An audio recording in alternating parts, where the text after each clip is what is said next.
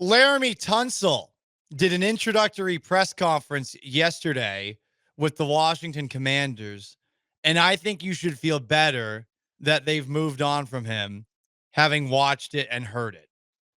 Now, he said all the things that you expect a big name acquisition to say when introducing himself to a new team.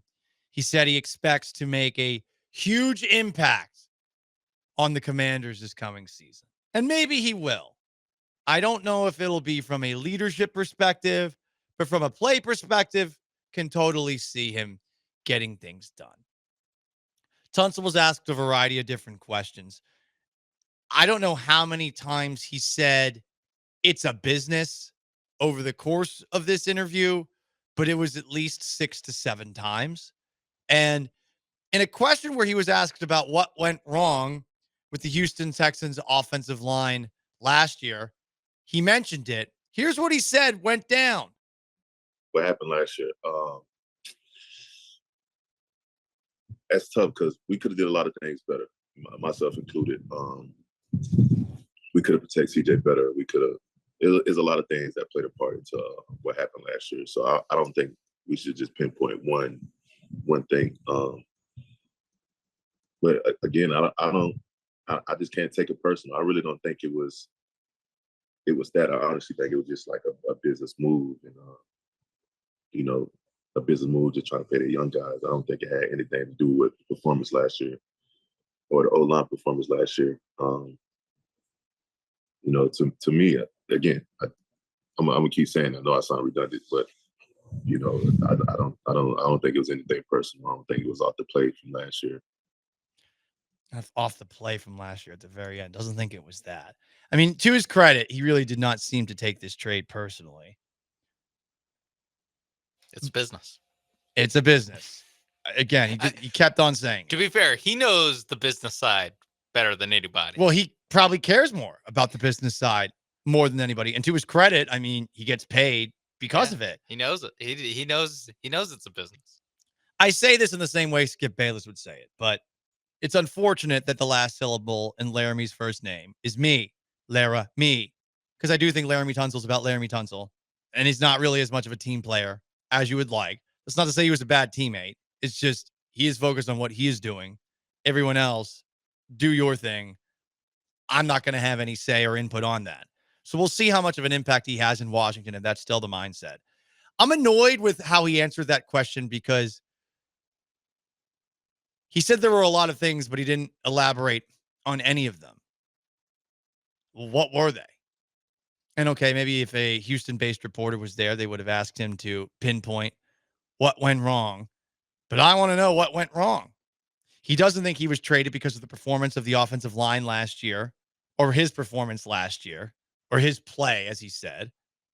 But, I mean, that had to have been a bit of a factor in this move. It's probably more about paying some of the young guys.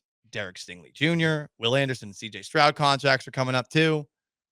But I think it is very fair to make the argument that because the offensive line was so bad last season, moving on from Laremy Tunsil was a little bit easier, and also probably ended up getting the Texans back less than they would have in years past.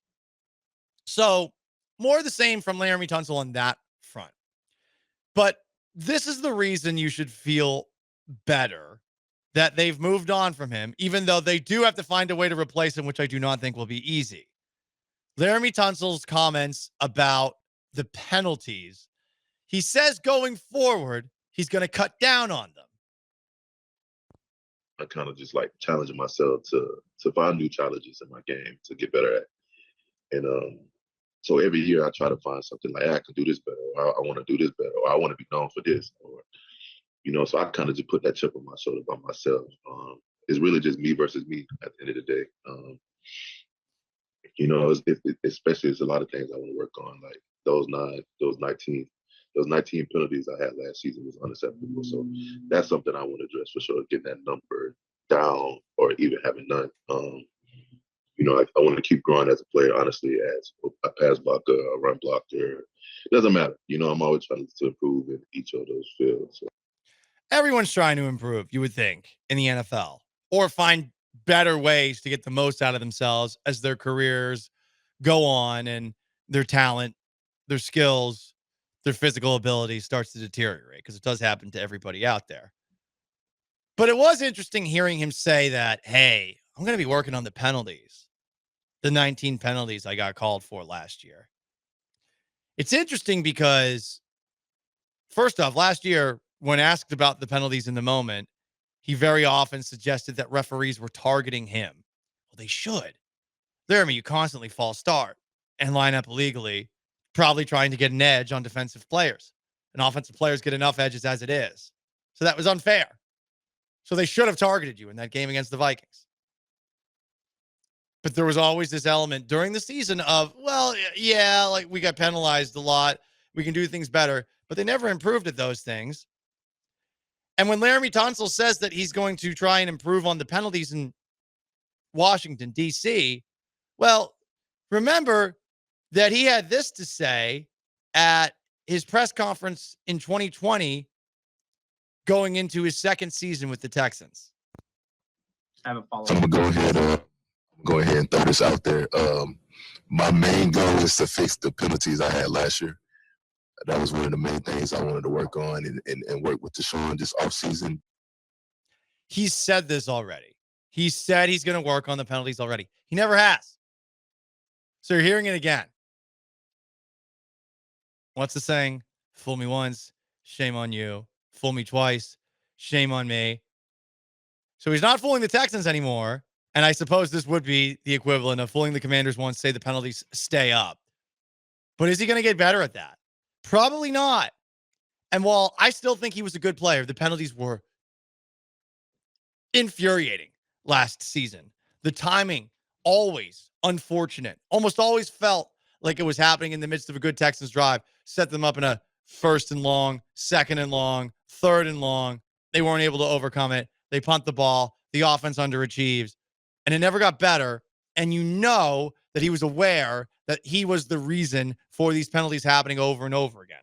So he's saying he is going to get better at this in Washington. And I wish him the best of luck. I hope he is able to figure it out. I don't think he will. This has been him his whole career. He's always trying to get that edge, get this quicker start against defensive linemen. He will be called for false starts. He will be called for illegal formations. He will be called for all sorts of stuff. So it's going to be tough to replace Laremy Tunsil, and I don't think that the Texans' plan to replace any of their offensive linemen right now is a good one, as I ranted about on Friday. But hearing him say something he's already said about improving his biggest weakness over his career, I think it's further proof that no matter how hard he works on it, he's just not going to get better at it. No, I mean, like 19 penalties is just so many Insane. last year. And I mean, to do it week in, week out for, 19 penalties, that's over one per game that he's putting in there last year. So I think that it is a little bit of a tiger doesn't change his stripes kind of thing, where maybe it's not 19, maybe it's he could cut it in half and it'd be 9 or 10 penalties next year, and that is so much better. But that's still so many penalties for an offensive lineman, especially one of his caliber, because he's not getting the holding where he kind of gets beat, and to save his quarterback's life, he's holding a edge rusher. Like, no, it is the stuff that you mentioned, where it is him just trying to get the little extra margins on the snap or where he lines up. That's where he gets called for, and that's as simple as like, hey, dude, take a half step forward, and now you don't get called for it was something like 3 or 4 illegal formations. Like, Yeah. just take a half step forward. But I think he's of the mindset that I got to do whatever I can to get that edge. You line. There's 600 plays or however many that he's lining up illegally. If they only call 5 of them, that's 590 that he's getting away with it. I get it, but also, dude, like, come on. Let's be honest. What's more likely? Laremy Tunsil works on cutting the penalties down, or Laremy Tunsil works on another shortcut so that he can do the things that he has been doing his whole career? Yeah. It's the latter. Yeah. And honestly, if I were in his shoes, I would also do the latter. Like working on the penalties. No, you're working on a different way to game the system if that's what you've been doing. And hey, if it works out, great. He'll get another 3-year, $80 million I contract. thought All that's what you're guaranteed. going to ask. Is he going to work on the penalties or work on his new contract? I would work on my new contract Yeah, if I'm I mean- him. I mean, it's I mean, coming he's up. Last time he got traded, he got locked up immediately. Yeah. No, not immediately, but he got locked up. I think that same offseason. So maybe that's what he puts the pressure on the Commanders to do right now instead of working on the penalty side of things. How do you do that during the offseason? I guess you like hang out with Jaden Daniels a lot. Yeah. OTAs, you know. Oh, no, wait. Probably won't be there. Definitely won't be there. Definitely won't be there. See, that's the funny thing. Like, hey, if you're going to work on these things, you got to put in the extra time. Yeah. At least when you can. And look, it doesn't necessarily have to be OTAs. You can individually work out with Jaden Daniels if you want. In that 2020 press conference that I played the clip from, Tunsil said, well, I didn't have enough of an offseason to get to work with Deshaun Watson. And it's funny because little did we know that he was just never going to show up for off seasons. He had been traded relatively late in the summer. He was traded from the Dolphins to the Texans on August 31st for 2 first-round picks and a second-round pick. Man, so much. But do you expect him going forward to get better at something that he's never gotten better at? I just don't believe it. Most interactive sports talk show in Houston, some comments on the text line. If the refs were against you, why did you false start so much, Laremy Tunsil? Actually, check that. My bad. I read that text wrong. If it was you against you, then why did you false start so much, Laremy Tunsil? It's a good question. It didn't feel like there was a sense of urgency from anyone in the Texans offensive line to improve the very visibly bad things over the course of last year. And in fact, there was at times pushback from those offensive linemen to any criticism that they were getting. And that rubbed me the wrong way. From the 832, do you think the Commanders are doing more for Jaden Daniels than the Texans are? I don't know, man. I mean, they signed Joe Mixon last offseason. They signed Stephon Diggs. I think if you're looking at the Texans offensive line, you could certainly say the Commanders are doing more. The Bears are even doing more. And I do have some questions about that, but they did a lot for him last year. There was a certain point where Stroud has to elevate everyone around him.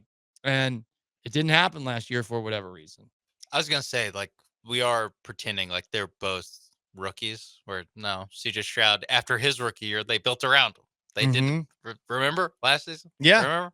They pushed their chips into the middle of the table. Yeah. And things actually got worse on the offensive line. If anything, they kind of did it more so than the Commanders have so far this offseason. For sure.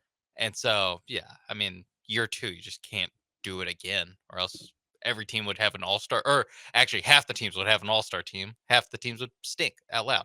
And that's not how the NFL works. So I think the Texans, they've done enough. The problem was that the tackle that they signed a giant deal to, they traded.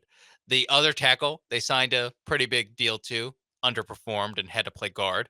The guard that they drafted in the first round was unplayably bad. The center that they drafted in the second round got beat out by the center that they drafted in the 6th round, more or less. And the guard that they traded for and then paid also was one of the worst in football. Yep. That's what went wrong. They made the moves. They just didn't work out. Seems bad. All of those things seems bad. But they did try at the very least.